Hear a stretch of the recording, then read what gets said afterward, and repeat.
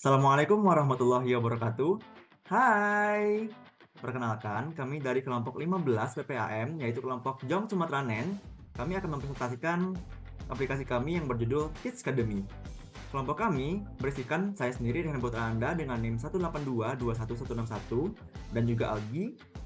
Saya Ibnu Hari Al-Ghifari dengan NIM 182211091 Dan juga Sulhan. Dan saya Muhammad Sulhan dengan NIM 182211051. Baiklah, mari kita mulai presentasinya. Oke, sekarang kita akan menjelaskan setiap dokumen yang telah kami buat. Yang pertama dimulai dari project plan. Di sini kita mulai dari introduction, yaitu pengenalan project yang kami buat. Nah, di sini pendekatan proyek yang kami ambil itu adalah waterfall.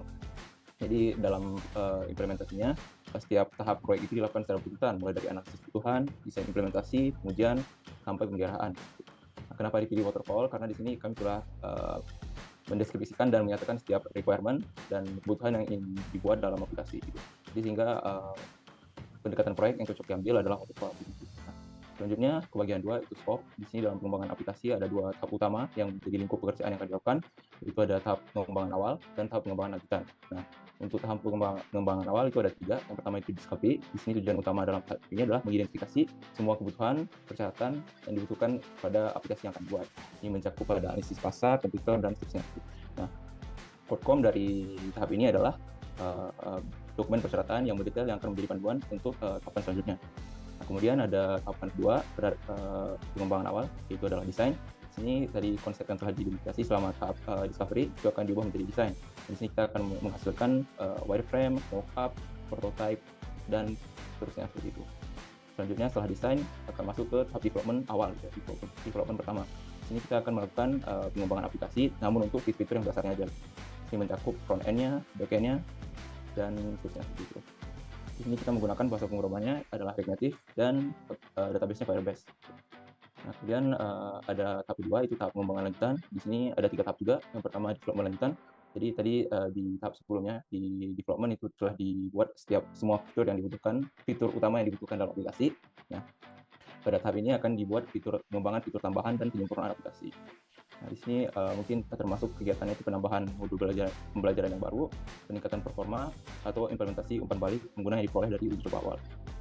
Nah, selanjutnya ada testing dan debugging. Ini kita akan melakukan pengujian dan identifikasi bug atau kesalahan yang ada di aplikasi yang telah dibentuk. Nah, kemudian akan diperbaiki setiap bug dan kesalahan yang ada pada aplikasi. Nah, dan yang tahap yang terakhir adalah deployment. Nah, setelah lulus dari tahap pengujian, aplikasi akan siap untuk diluncurkan. Nah, di sini kita akan melakukan penyebaran atau mungkin kata lainnya itu deployment sehingga penggunanya bisa mengakses dan menggunakan aplikasi kita. Gitu. Nah, oke. Nah, di sini kita akan lanjut ke yang ketiga, itu adalah WBS. Nah, di sini WBS itu secara utama itu ada 5 tahap ya. Yang pertama itu initiating. Di sini kita akan memilih project manager, membentuk tim, mengidentifikasi stakeholder, sampai melakukan kick-off meeting dengan stakeholder. Ada yang kedua itu ada planning. Ini kita akan membuat project management plan, menyusun project scope, dan seterusnya sampai ke membuat project risk management plan. Yang ketiga itu ada executing. Di sini adalah banyak tahap implementasi dari proyek. Nah, di sini ada analisis spesifikasi proyek, ada melakukan desain produk, sampai ke membuat masuk ke implementasi aplikasi itu. Dan sampai ke deploy aplikasi. Yang keempat itu ada monitoring dan controlling. Ini kita akan melakukan monitoring dan controlling untuk setiap hub-hub yang sebelumnya tadi ya, mulai dari initiating sampai dengan executing. Di sini ada memantau kemajuan dari initiating, planning, executing, dan melakukan evaluasi produk. Dan terakhir itu kita ada closing. Di sini kita akan membuat dokumen lesson learned dan mengarsipkan semua dokumen yang digunakan dalam pengembangan. Nah, kemudian yang keempat itu ada daftar risiko dan mitigasi. Di sini terdapat daftar risiko yang mungkin muncul selama pengembangan aplikasi dan bagaimana cara kita mitigasi risiko tersebut. Nah, yang pertama di sini ada daftar risikonya. Yang pertama ini ada server down. Nah, di sini deskripsinya itu ketika availability zone atau suatu server core mengalami kerusakan itu. Nah, di sini mungkin ada serangan malware, kemudian ada perselisihan internal tim, inkonsistensi persediaan anggota tim, dana proyek terlambat dibayarkan, keterlambatan proyek, dan perubahan kebutuhan proyek. Nah, kemudian untuk setiap risiko yang tadi telah ditentukan, kita akan melakukan penilaian untuk masing-masing risiko dan juga bagaimana kita memitigasi risiko tersebut. Nah, di sini ada tabel mitigasi risiko. Nah, di sini kita bisa lihat ada probability rate, impact rate, dan risk rate. Risk rate ini adalah menjadi angka akhir yang bisa dibilang itu sebagai tolak ukur dari risiko yang diidentifikasi sebelumnya itu. Apakah dia berbahaya dan harus paling diwaspadai itu. Nah, di sini bisa dilihat mitigasi risikonya. Contohnya untuk server yang down tadi, di sini kita akan memanfaatkan cloud, hybrid cloud, yaitu memanfaatkan private cloud dan public cloud. Di sini hingga nah di sini kita intinya ada server cadangan juga, walaupun server utamanya down. Dan untuk setiap risiko selanjutnya juga ada mitigasinya seperti itu. Mungkin sekian untuk dokumen project plan. Bisa dilanjutkan ke dokumen application design document. Baiklah, selanjutnya saya akan menjelaskan terkait application design document dari aplikasi Kids Academy. Nah, untuk daftar isi dari dokumen ini adalah pertama, yaitu ada user guide, lalu ada daftar aset yang digunakan dalam mengembangkan aplikasi, lalu ada desain interaksi berupa tampilan aplikasi, lalu ada user flow diagram dan user manual. Kita langsung saja menuju pada bagian style guide. Berikut merupakan tampilan atau style guide dari Kids Academy. Pertama yaitu logonya sendiri, logonya dapat dilihat pada layar. Lalu ada font yang digunakan. Font yang digunakan itu ada dua, yaitu font primer dan font sekunder. Font primernya merupakan font yang paling banyak digunakan dalam aplikasi, yaitu font Roboto, dapat dilihat pada layar juga. Lalu untuk font sekundernya itu merupakan font logo yang berbeda dengan font primer di aplikasi, yaitu font Signica. Lalu ada color palette yang dapat dilihat juga di sini. Di zoom, yang primernya ada biru dan hijau, lalu yang sekundernya ada coklat dan jingga, serta warna lainnya yang merupakan warna komplementer, yaitu hitam, putih, dan abu-abu.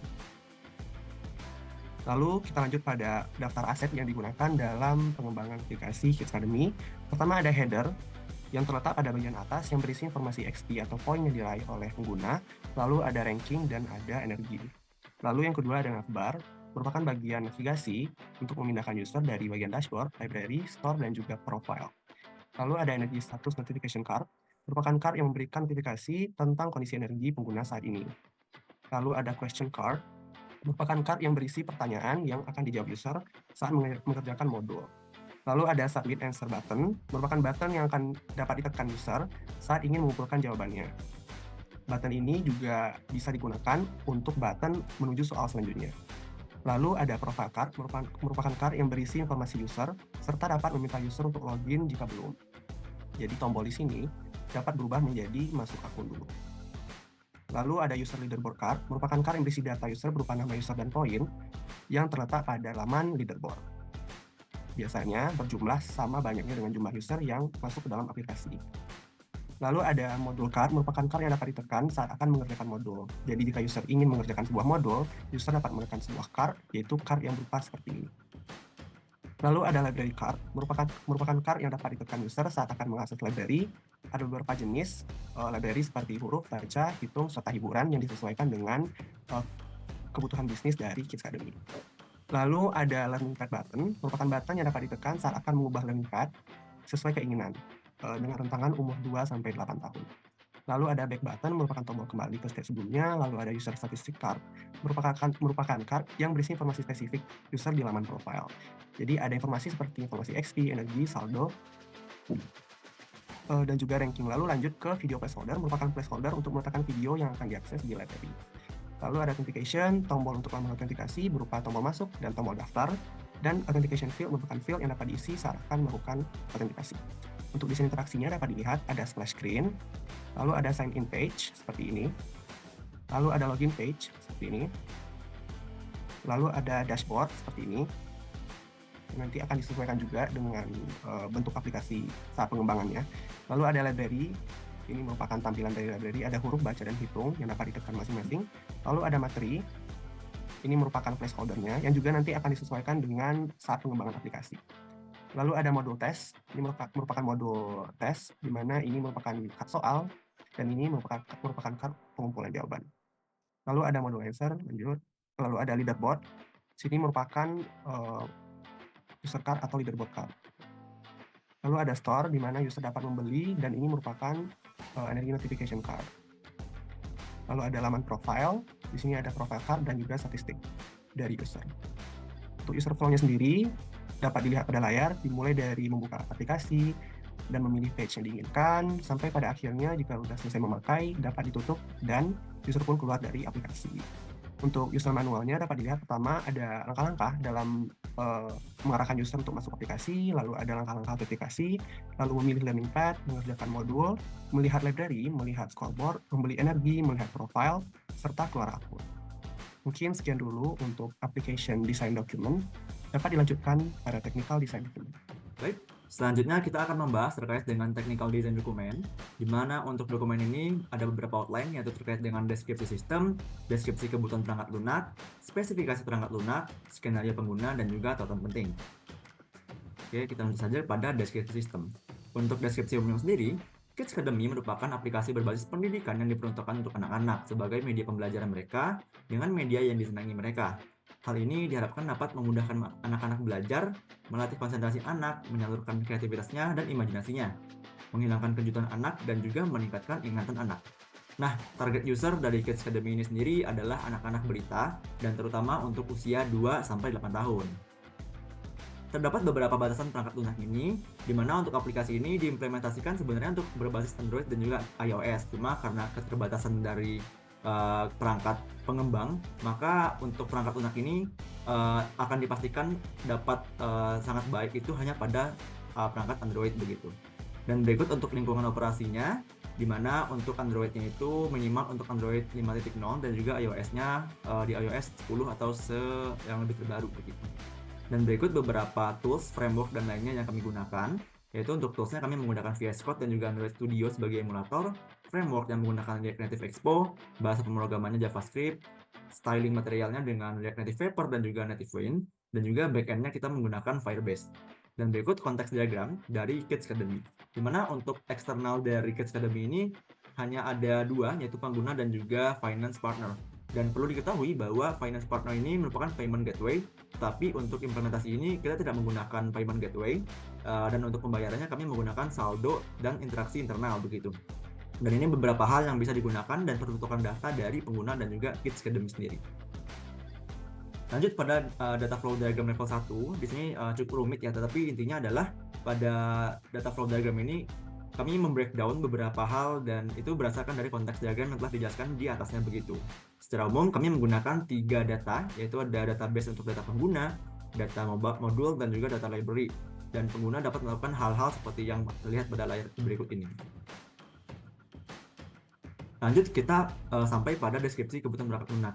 Untuk functional requirement-nya sendiri, terdapat beberapa hal, yaitu user dapat memilih materi yang disediakannya berupa modulnya, lalu memilih learning path, lalu tentunya memilih materi yang dipelajari, lalu memilih materinya, melihat pengingat dirinya di leaderboard, mengatur identitasnya pada halaman profile, lalu akan mengurangi energi apabila kita belajar tertentu, lalu energinya akan bertambah setiap periode waktu tertentu, lalu usernya dapat melakukan top up, dan juga user dapat mematikan materi tertentu yang dianggap tidak relevan untuk pelajari dengan memilih learning path begitu. Dan tentunya ini merupakan fungsional awal, dan tentunya nanti saat tahapan implementasi ada beberapa hal yang harus disesuaikan begitu. Dan berikut untuk non-functional requirement sendiri dapat dilihat dalam slide juga, bahwa ternyata ada beberapa hal yang harus diperhatikan. User dapat mengakses aplikasinya 24 jam penuh, lalu dapat berjalan di operating system yang seperti dikatakan tadi, lalu tampilannya intuitif, peringkat usernya itu diupdate setiap 10 menit, dan aplikasi dirancang untuk free user friendly dan juga fitur yang dapat mengalihkan perhatian pengguna seperti video hiburan dibatasi sehingga hanya dapat digunakan setiap menyelesaikan modul tertentu begitu. Dan tentunya juga nanti bakal disesuaikan dengan implementasinya gitu. Dan berikut spesifikasi perangkat lunaknya. Untuk arsitektur aplikasi kami membaginya menjadi 3 layer, yaitu ada presentation layer, business logic layer, dan juga data layer. Dan untuk cloud sendiri kami menggunakan service backend dari Firebase seperti yang dijelaskan sebelumnya. Dan berikut penjelasannya. Dan kita lanjut pada masing-masing layer. Untuk urusan layer sudah dijelaskan pada sebelumnya pada application design document. Lalu untuk business logic layer kami menggunakan component diagram, di mana di sini dapat dilihat bahwa terdapat alur untuk mengakses aplikasinya dengan adanya user session, lalu user dapat login dan register, memasukkan email password, authentication, lalu ada account management, dan selanjutnya pada pemilihan komponen dashboard, library, store, juga profile begitu. Dan berikut legendanya, dan berikut katalog komponennya seperti yang saya jelaskan sebelumnya. Untuk data layer kami menggunakan entity relationship diagram, dan juga nantinya juga ada class diagram. Dan untuk entity relationship diagram ini kami menggunakan 3 database, yaitu ada entitas library, user, dan juga module. Dan juga ini katalognya. Dan berikut merupakan class diagram yang kami buat. cukup rumit, tapi intinya adalah di sini kami membaginya menjadi MVC, ada model, view, dan juga controller. Ada dimulai dari register, login, library view, dan lain-lainnya. Dan sama di sini kami menggunakan controller, boundary, dan juga database-nya sendiri mengacu pada yang di atasnya, di mana database-nya kami menggunakan hanya 3, user, module, dan juga library begitu. Lalu di sini kami akan menjelaskan terkait dengan skenario pengguna. Kami menggunakan use case diagram, di mana di sini ada beberapa hal yang dapat dilakukan, yaitu untuk si pengguna sendiri, pelanggan, dapat mengganti learning path-nya, mengerjakan modul, melihat library, melihat leaderboard, mengedit profile, melakukan payment, login, dan juga register. Dan untuk admin sendiri sebenarnya di sini dapat mengolah modul dan juga mengolah library. Namun pada implementasi ini kami untuk halaman UI-nya tidak mengimplementasikan admin, dan untuk mengolah modul dan juga library, admin hanya dapat mengupdate-nya pada Firebase. Berikut katalog use case-nya dapat dilihat dalam layar saja, seperti yang saya jelaskan sebelumnya. Dan berikut sequence diagramnya per masing-masing use case tadi. Dan di sini kami juga menggunakan model view controller atau MVC, yaitu adanya view, control, dan juga database-nya di sini. Dan di sini dapat dilihat saja bahwasanya per masing-masing aktor dan juga semua komponen itu terlihat dengan jelas bagaimana interaksinya. Dan di sini kami buat untuk setiap use case yang ada begitu. Ada use case untuk sequence diagram maksudnya ya, untuk use case UC01 dan sampai selanjutnya begitu. Dan berikut merupakan untuk activity diagram yang akan kami implementasikan begitu. Cukup sama dengan user flow tadi, tapi intinya adalah di sini kami tidak menggunakan timeline karena aktor yang ada sendiri kami hanya menggunakan satu aktor, yaitu pengguna, yaitu anak-anak yang ditemani oleh orang tuanya begitu. Dan berikut untuk tautan penting, ada link GitHub-nya dapat dilihat di dalam layar, dan juga ada link APK yang installable. Berikut saja, terima kasih. Assalamualaikum warahmatullahi wabarakatuh. Nanti kita lanjut pada business plan. Nah, selanjutnya kita akan lanjutkan pada business plan dari aplikasi Kids Academy. Nah, di sini kita langsung masuk ke executive summary kita. Nah, di sini pertama kami berangkat dari masalah SDG 4 yang pertama, itu terkait pendidikan yang bermutu dan fakta bahwa sudah banyak masyarakat di Indonesia yang menggunakan teknologi, termasuk anak-anak. Nah, namun di sini anak-anak mungkin lebih sering menggunakan teknologinya untuk lalai dan sering lupa waktu. Nah, untuk mengatasi hal tersebut, kami mengembangkan aplikasi yang bernama Kids Academy. Dan di sini pada dasarnya Kids Academy adalah aplikasi pendidikan anak yang difokuskan kepada masyarakat Indonesia. Nah, di sini melalui aplikasi ini anak-anak bisa belajar dan melakukan latihan dan berbagai aktivitas yang mungkin lebih produktif daripada mungkin scroll TikTok atau sebagainya. Bisa di ke bawah dikit kan. Nah, di sini mungkin ya bawah. Nah, sini di bisnis, kita masuk ke di bisnis. Sini model bisnis yang kami gunakan. Ini ada bisnis model Canvas untuk mempermudah memahami bisnis model bisnisnya. Dan sini intinya value proposition atau value utama yang kami berikan adalah memberikan pembelajaran materi kepada anak-anak usia dini gitu. Bawah. Stop ya. Nah, di sini juga ada Grand Vision dari aplikasi Kids Academy. Nah, di sini kami bagi per tahun ya. Jadi kami buat untuk 3 tahun. Di sini yang pertama, tahun pertama itu adalah pembangunan fondasi yang kuat. Terus yang kedua, tahun kedua di bawahnya.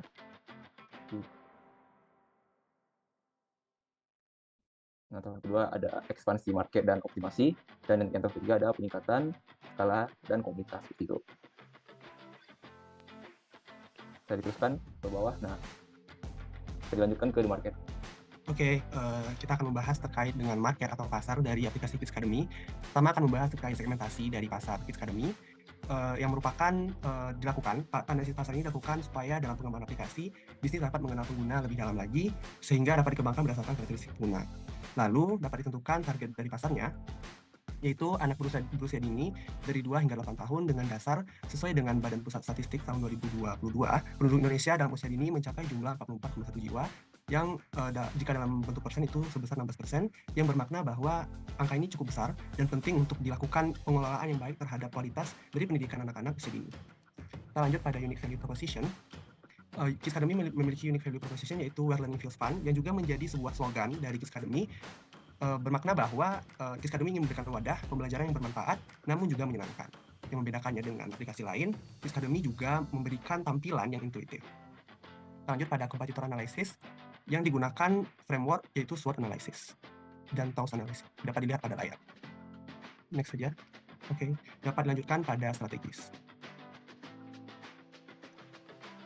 Nah, selanjutnya strategis. Nah, di sini kita mulai dari marketing strategisnya dulu. Nah, di sini kami menggunakan sebuah metode yang dinamakan dengan Skyrocket Method. Nah, di sini ada beberapa hal-hal yang penting untuk memudahkan penyebaran aplikasi juga. Jadi, yang pertama di sini ada creative and searchable name. Jadi, di sini kami memilih nama yang mudah diingat, dan memiliki kesan yang cukup baik gitu. Kemudian ada eye-catching icon, bisa ke bawah, di scroll ke bawah. Nah, seperti ini kami menggunakan icon buku sehingga lebih mudah diingat. Ini ada specific and searchable keyword, jadi ketika dicari di Google atau Play Store mudah ditemui. Kemudian di sini ada viral video, ini kami menggunakan video-video yang viral untuk menyebarkan aplikasi. Dan selain metode-metode tersebut ada juga captivating screenshot, compelling description, make it famous, and make it locally. Oh, dan di sini ada attract user reviews and make it social. Nah, selanjutnya akan dilanjutkan ke sales strategis. Nah, di sini revenue aplikasi itu secara garis besar ada dua, yaitu langganan secara premium dan pembelian energi.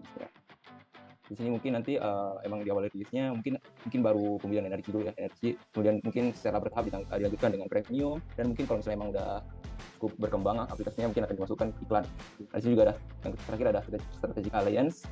Ini membahas bagaimana Kickstarter bisa bekerja sama dengan pihak luar untuk mempromosikan. Jadi mungkin Kickstarter-nya bisa kerjasama dengan sekolah atau lembaga prasekolah untuk melakukan promosi. Gitu. Sehingga ada sinergi juga yang terbentuk di antara dua pihak seperti itu. Dan dilanjutkan ke the management structure. Baik, untuk the management structure sendiri, pertama kita akan melihat terkait dengan key players. Nah, untuk key players sendiri ada 3, yaitu ada CEO, CTO, dan juga CDO.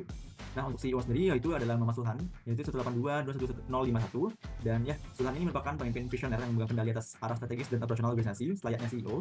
Dan untuk Sulhan sendiri sebagai CEO memiliki peran untuk sebagai kepemimpinan dan juga pengambil keputusan strategis, dan memiliki tanggung jawab terkait dengan visi perusahaan, eksekusi strategis, hubungan investor, dan juga budaya perusahaan. Yang mana untuk fokus sendiri yaitu terkait dengan pertumbuhan bisnis, inovasi, dan juga arah jangka panjang. Dan untuk Ibnu Khairil Gifari sebagai CDO atau Chief Design Operation, Algi merupakan kekuatan kreatif di balik semua aspek visual dan pengalaman pengguna dan juga produk. Dan juga untuk Algi sendiri memiliki peran sebagai desain dan pengaman pengguna, lalu memiliki tanggung jawab terkait dengan pengembangan UI UX, konsistensi desain, dan juga identitas brand. Dan fokusnya sendiri yaitu terkait dengan pengaman pengguna, estetika produk, dan juga inovasi desain. Dan untuk Rehan putra Anda 182-2171 sebagai CTO, Rehan merupakan arsitek teknologi yang menggerakkan inovasi dan pengembangan produk di perusahaan, selayaknya CTO juga. Dan untuk CTO ini sendiri memiliki peran untuk terkait dengan teknologi dan pengembangan produk, tanggung jawabnya terkait dengan strategi teknologi, pengembangan perangkat lunak, dan juga infrastruktur IT. Dan untuk fokus sendiri tentunya terkait dengan implementasi teknologinya, arsitektur sistem, dan juga skalabilitas produk. Namun setiap anggota ini tentunya akan berkontribusi terkait dengan keahlian bosnya sendiri begitu. Dan berikut untuk organizational chart-nya, di mana di sini terdapat beberapa tambahan yang mana untuk idealnya. Walaupun di sini kami hanya bertiga, yaitu ada CEO, CDO, dan juga CTO. Untuk idealnya sendiri sebenarnya terdapat beberapa bagian lagi di bawah dari CDO dan juga CTO, yaitu terkait dengan design team, marketing team, development team yang dibagi menjadi FA dan BA, dan juga QA team. Dan berikutnya terkait dengan staffing cost. Di sini kami menganggapnya untuk per tahun, di mana terdapat untuk benefitnya ini menggunakan 25% dari gaji dasar, di mana untuk yang benefit ini terkait dengan asuransi, transportasi, dan juga lainnya. Dan untuk total sendiri dapat dilihat dalam slide, untuk salary-nya itu ada 80 juta dan juga benefitnya 100 juta. Lanjut ke financial plan. Lanjutkan pada financial plan, di mana kita akan menetapkan asumsi terlebih dahulu dalam melakukan planning untuk finansial. Yaitu pertama, pengguna aplikasi setahun pertama mencapai 2.000 pengguna, kami menggunakan estimasi pesimis karena dianggap aplikasi ini merupakan aplikasi baru, jadi dengan menggunakan estimasi pesimis ini diharapkan proyeksi kedepannya dapat dilakukan atau dapat terproyeksi lebih baik. Lalu menggunakan investor berbayar dengan biaya 198.000 per bulan. Lalu setiap pengguna membeli energi Gamsol seharga 55.000. Ini semuanya adalah estimasi pesimis supaya didapatkan hasil yang paling kecil dan proyeksi yang lebih akurat. Lalu dilanjutkan dengan summary, ini merupakan biaya yang dikeluarkan selain dari gaji atas staf ataupun eksekutif. Ada biaya berlangganan Play Store, biaya mendaftar Google Play Developer atau konsol untuk dapat mendeploy aplikasi dalam Play Store, lalu ada biaya pemasaran dan biaya pemeliharaan dari aplikasi Kickstarter. Dapatkan angka sebesar Rp438.196.252 yang digabungkan dengan gaji dari eksekutif tadi. Lalu ada revenue modelnya menggunakan in-app purchase dan juga premium tadi, namun kami menggunakan in-app purchase terlebih dahulu. Lalu untuk ROI-nya didapatkan sebesar 12,45%. dapat dilihat pada layar. Kita lanjut pada break even point analysis. Nah, di sini terlihat bahwa di tahun pertama sudah terjadi break even point yang mana dengan estimasi pesimis sendiri ternyata sudah didapatkan revenue kembali atau keuntungan di tahun pertama, sehingga proyek ini layak untuk dilakukan.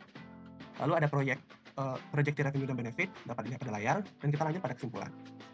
Berdasarkan perhitungan, Kickstarter diharapkan dapat mengumpulkan atau mendapatkan pengguna sebanyak 2.000 dan mengeluarkan biaya sebesar 55.000 setiap penggunanya per bulan agar mendapatkan keuntungan yang signifikan. Selain itu, penetapan gaji pengembang awal yang kecil dan perkembangan produk yang semakin membesar juga seharusnya lebih diperhatikan dan dapat menjadi concern dalam pengembangan dan perkembangan perusahaan kedepannya.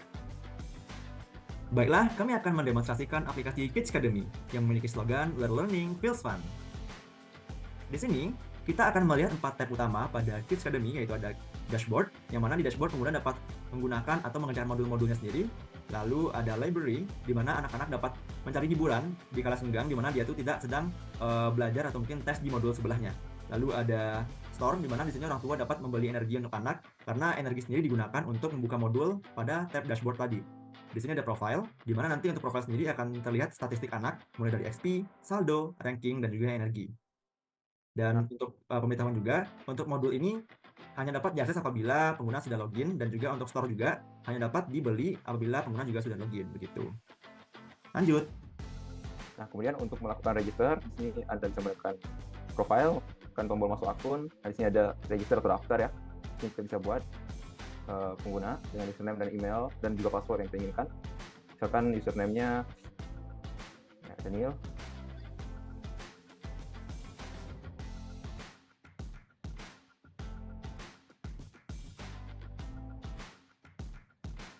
Nah, setelah di register atau daftar, kita bisa buka lagi halaman profilnya.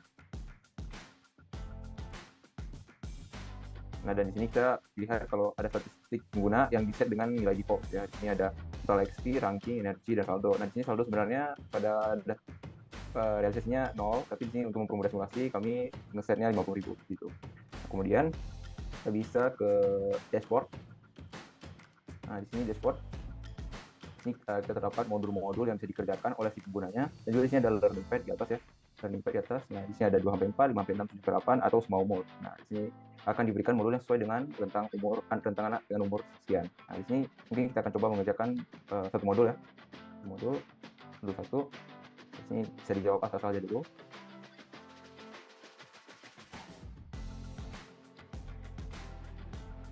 Nah, nanti akan diberikan jumlah benarnya.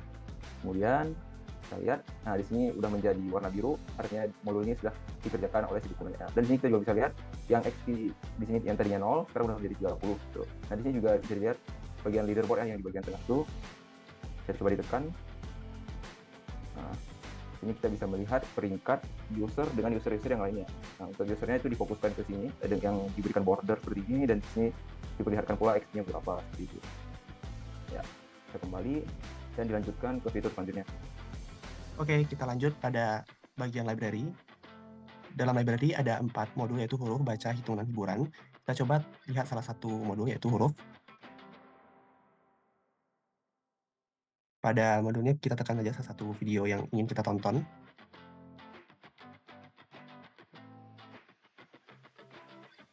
Dapat dilihat videonya berjalan dengan baik.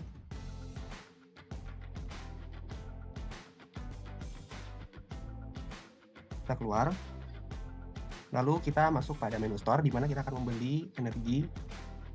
Meskipun energi masih ada, nanti jika energi dari pengguna itu berkurang atau sudah mencapai batas tertentu, akan diberikan peringatan berwarna kuning dari tampilan peringatannya. Kita coba beli energi sebanyak 100 saja. Tekannya, dan energi pun berhasil terbeli dengan saldo yang sudah berkurang sebanyak Rp10.000. Kita lanjut pada bagian profile. Profile juga terlihat saldo sudah berkurang, energi juga sudah bertambah, dan di sini juga ditampilkan informasi-informasi dari pengguna. Kita next ke keluar dari akun. Oke. Sebelumnya mungkin tambahin juga bahwa tadi karena soalnya itu kita ada menjawab salah 2 buah, jadi di sini energi juga berkurang 20, di mana satu salah itu akan berkurang 10 energi begitu. Kita keluar akun, dan di sini apabila kita masuk lagi pada sebentar, kita akan melihat bahwa apabila keluar akun maka semua stat akan berubah dan tidak lagi ada. Dan apabila kita masuk kembali, misalkan kita masuk lagi pada Daniel,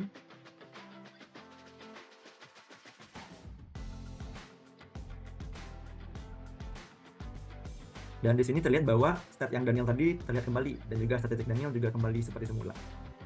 Dan begitulah aplikasi Kids Academy kami, dan semoga Kids Academy ini dapat menjadi aplikasi yang berguna bagi anak-anak balita, umumnya untuk usia 2-8 tahun. Kids Academy, where learning feels fun. Terima kasih. Assalamualaikum warahmatullahi wabarakatuh.